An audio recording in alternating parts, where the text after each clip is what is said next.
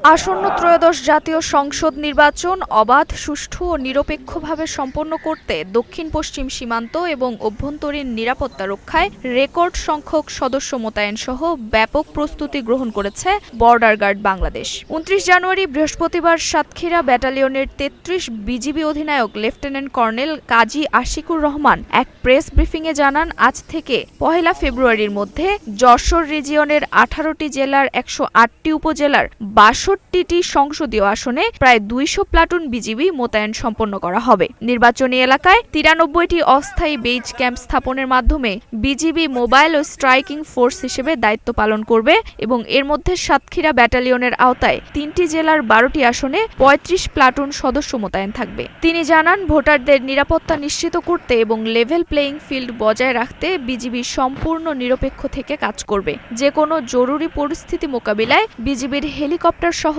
Quick response force, rapid action team এবং বিশেষায়িত K9 dog squad সার্বক্ষণিক প্রস্তুত থাকবে। দেশবাসীকে একটি অবাধ, সুষ্ঠু, নিরপেক্ষ এবং উৎসবমুখর নির্বাচন উপহার দেওয়ার লক্ষ্যে বিজিবি সদস্যগণ তাদের সকল ব্যক্তিগত ছুটি ও উদযাপনা পরিহার করে রেকর্ড সংখ্যক ফোর্স ডিপ্লয়মেন্টের পরিকল্পনা করছে।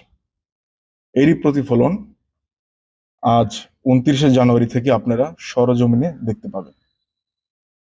এই ধারাবাহিকতায় আমাদের উপর অর্পিত দায়িত্ব পালনে বিজিবি দক্ষিণ পশ্চিম রিজিয়ন অর্থাৎ যশোর রিজিয়ন সম্পূর্ণভাবে তাদের প্রস্তুতি গ্রহণ করেছে এবং নির্বাচনকালীন সময়ে শান্তিপূর্ণ পরিবেশ নিশ্চিত করা, আইন শৃঙ্খলা রক্ষা এবং জনগণের ভোটাধিকার সুরক্ষা করার জন্য সক্রিয় ভূমিকা পালন করবে বলে আমরা প্রতিজ্ঞাবদ্ধ।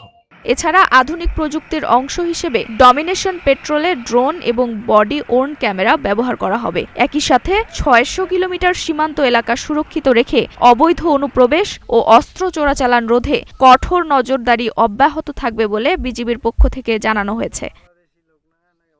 নুসরাত জাহান জেরিন, নাগরিক প্রতিদিন।